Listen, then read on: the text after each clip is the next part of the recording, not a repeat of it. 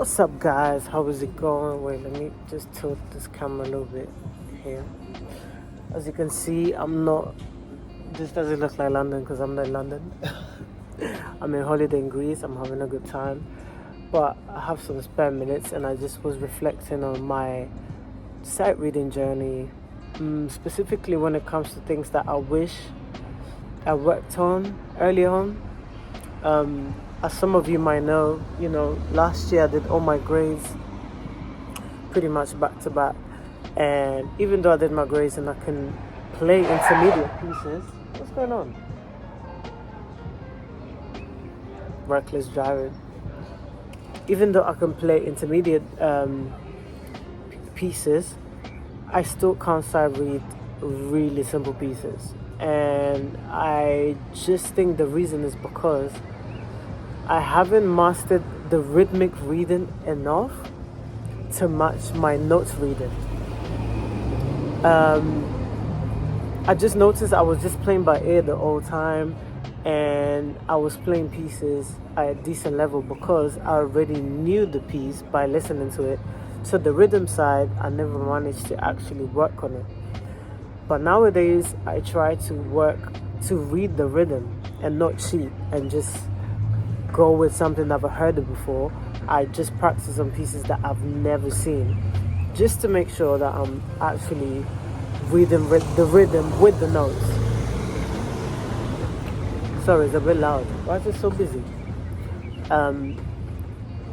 As I was saying, to make sure I'm reading the rhythm with the notes and not just the notes and having the rhythm already in my head because I know the piece. But also something else I've noticed is the spatial awareness is everything. Like when I read the pieces, I try not to put the sheets below eye level. Like I try to put the sheet as high as possible, just so I'm not tempted to look at my hands, because when you look at your hands, I feel like it delays you, number one, and two, it makes you more anxious because by the time you lift up your head again to read the sheets, you've missed a chunk of or a little bit of the piece where you was at before. So you're more prone to making mistakes, if that makes sense. But the spatial awareness thing is very important to me because I've realized if your fingering is on point and between C and E, there is an index in between on the D.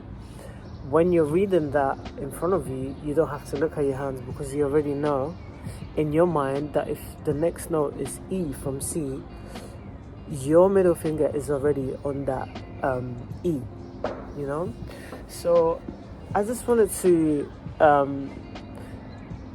just reflect for people that want to improve their sight reading. Obviously, you want to use books. I still use my sight reading books from my piano grades that I did last year. Some of you know that I literally did them back to back.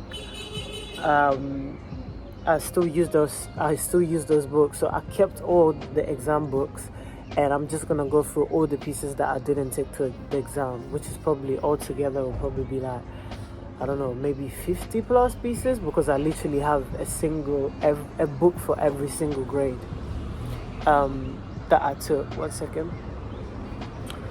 And that's it. And yeah, that's what I wanted to talk about. The rhythmic reading and the spatial awareness, those two things, I feel like no one really stressed on them enough, including my teacher, and I wish I did at the time, because it would have saved me so much time from quote-unquote cheating and actually reading the piece that is in front of me rather than going by what I had heard before. And another thing about sight reading is you're gonna see the same notes over and over again, the same rhythm patterns over and over again. So the more you do it, the easier it's gonna be recognizing those patterns. It's just like when you're learning how to read. How many times do you see in a book the word apple or table or did or I or she? You see so many times that you just recognize it straight away. And it's the same thing with sight reading. Like, I've seen so many patterns so many times that now it's getting easier to recognize intervals, especially when it comes to chords and also individual notes. Even when it comes to chromatic or broken arpeggios. So yeah, that's what I'm trying to work on, because those are the main ones, and then after I can focus on the dynamics and how do you say, the articulations. But for now, I'm focusing on the rhythmic reading and reading it at a certain speed when it comes to rhythm. And then once I've mastered that, I'll just move into the dynamics, because even as I'm practicing the simple pieces to practice my sight reading, I notice I don't read the dynamics at all, because there's already too much information. Like, I'm looking at the tempo, I'm looking at the notes range, I'm looking at the key, I'm looking for if there's any chords, I'm looking for a treble and bass clef at the same time. And the meaning of the note is different depending on what clef you're on. So there's a lot of information I'm already processing in my brain. And that's why I want to be comfortable with rhythmic reading first. With the notes recognition, I'm actually okay.